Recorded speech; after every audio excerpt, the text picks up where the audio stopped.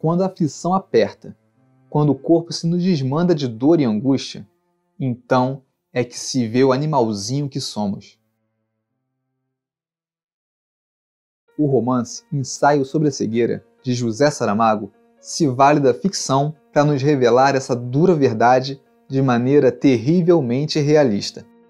Mostra que nos momentos de desespero, quando as regras sociais não são mais capazes de segurar nossos instintos primitivos, nossa natureza se revela. Como no caso real ocorrido em 1816, quando um grupo de náufragos se entregou à brutalidade e até ao desesperador ato de canibalismo. Mas nem é preciso ir tão longe. Basta a gente se lembrar de eventos recentes, como a greve de caminhoneiros ou o primeiro anúncio de quarentena causado pelo Covid, que geraram um verdadeiro salve-se quem puder. José Saramago foi um dos maiores escritores no nosso idioma, tendo recebido diversos prêmios, inclusive o primeiro Nobel de Literatura entregue a um autor de língua portuguesa, o que ajudou a internacionalizar a literatura escrita em português. Segundo o próprio autor, sua formação foi condicionada por sua situação material. Foi obrigado a interromper seus estudos no liceu após 2 anos. Estudou em uma escola industrial, de onde saiu mecânico e serralheiro, trabalhou em uma oficina mecânica e depois como desenhista, funcionário da saúde e em outros empregos. Durante esse tempo, empreendeu sua formação literária autodidata nas bibliotecas públicas. E contra todas as expectativas, escreveu seu primeiro livro aos 25 anos de idade. Depois disso, ficou 2 décadas sem escrever, até que publicou alguns poemas. Seguiu trabalhando como jornalista e editor e apenas em 1976, aos 54 anos, voltou a se dedicar de fato à literatura, com obras tanto aclamadas quanto polêmicas. Saramago é mesmo inegavelmente polêmico. Ele diz que não é por um desejo gratuito de provocar as pessoas ou as instituições. Pode ser que se sintam provocadas, mas aí o problema já é delas. Nunca se preocupou em agradar ninguém. Sempre preferiu a autenticidade. E por seus posicionamentos, muitas vezes radicais, fez diversos inimigos. O maior deles, sem dúvida, foi a Igreja Católica. Menos pelo fato de ser ateu, já que isso nunca incomodou os protestantes de forma geral, mas porque ele desafiava sua autoridade como representante de Deus, detentora da verdade absoluta e única instância autorizada a interpretar a Bíblia, chegando até a ser desrespeitoso, não deliberadamente com a fé das pessoas, mas com essa estrutura organizacional que ele condenava. Ele se considerava ateu, mas com uma atitude religiosa, provavelmente devido aos valores que herdou de seus avós, e dizia que isso era o suficiente para ele viver em paz. Conhecido por seu pessimismo, suas obras sempre pensam a condição humana em um mundo que lhe parece injusto, mas que nem por isso nos autoriza a assumir uma posição de vítima das circunstâncias. Oi, eu sou o Alex e no Super Leituras de hoje vamos conhecer 9 frases de Saramago que nos desafiam a mostrar quem realmente somos. E você que chegar até o final ainda vai receber um presente nosso. Então vamos lá! As palavras que com maior frequência digo a mim mesmo são essas: nunca te permitas ser menos do que és. Apesar do seu pessimismo, ele nos lembra de que cada um de nós tem um potencial único e que devemos explorá-lo ao máximo. Você tem acreditado em si mesmo? Tem se dado a chance de conquistar tudo o que pode? Ou tem se entregado ao marasmo, à insegurança e à autossabotagem? O único valor que considero revolucionário é a bondade, que é a única coisa que conta. Muita gente acha que suas ideias vão mudar o mundo, que sabem exatamente qual o melhor caminho para a humanidade.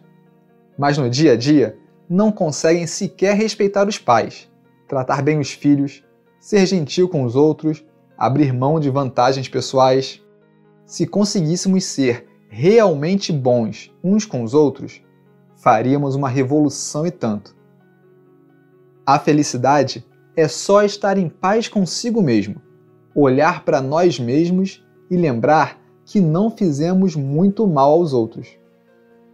Talvez, mais do que promover uma revolução, encontraríamos no fato de nos esforçarmos para não fazer mal aos outros o caminho para a felicidade.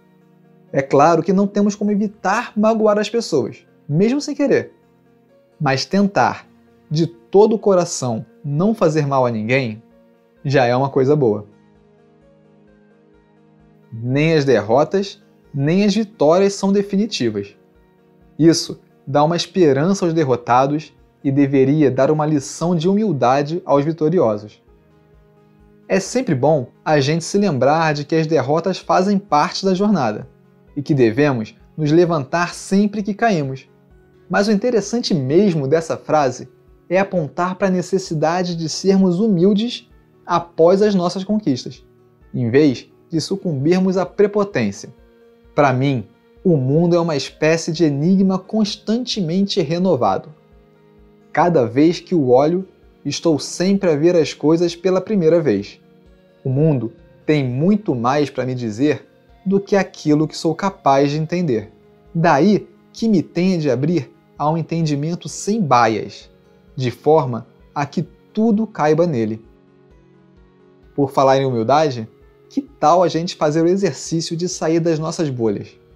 Achar que somos capazes de entender tudo, de opinar sobre tudo, principalmente quando nem nos dedicamos a estudar o assunto, é a maior prova de arrogância e ignorância. Levar uma vida pautada por preconceitos é a pior forma de se relacionar com o mundo e o jeito mais fácil de nunca aprender nada novo. Creio no respeito às crenças de todo mundo, mas gostaria que as crenças de todo mundo fossem capazes de respeitar as crenças de todo mundo.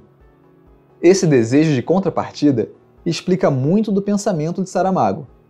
Mas mais que isso, nos lembra que para que sejamos respeitados, precisamos aprender a respeitar.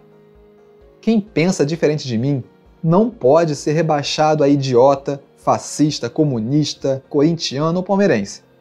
Mas é isso o que infelizmente temos visto com cada vez maior frequência. Pare um momento e pergunte a si mesmo: você tem respeitado as crenças e opiniões alheias?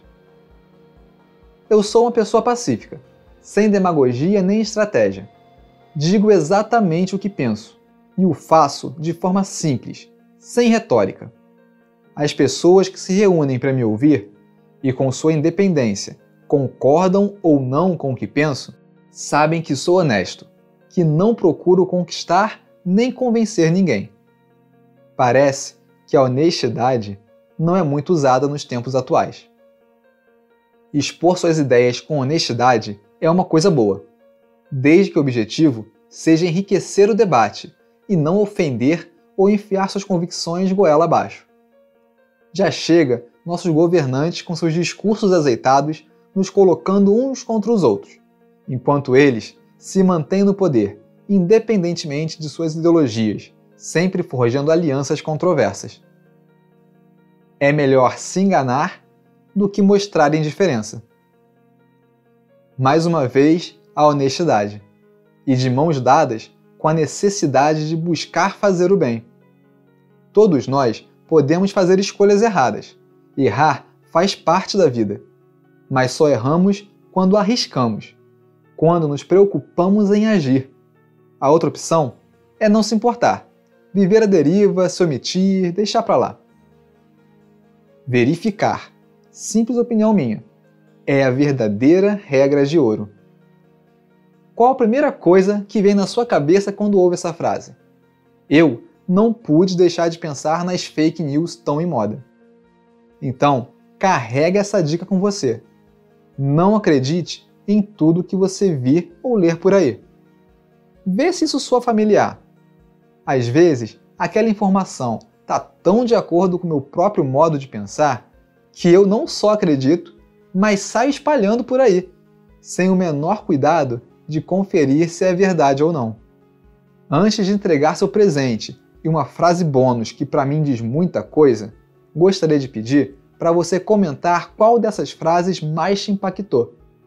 E se gosta do nosso conteúdo, curta e compartilhe o vídeo e se inscreva no canal. Seu presente você pega clicando aqui, nosso e-book gratuito e o acesso à nossa lista VIP, para receber conteúdo exclusivo e informações sobre a Escola dos Pensadores, o nosso projeto que te leva a viver a filosofia na prática. E agora, a frase que, na minha opinião, resume tudo. Damos voltas e voltas, mas na realidade, só há duas coisas. Ou você escolhe a vida, ou se afasta dela. É isso. Um grande abraço e até a próxima.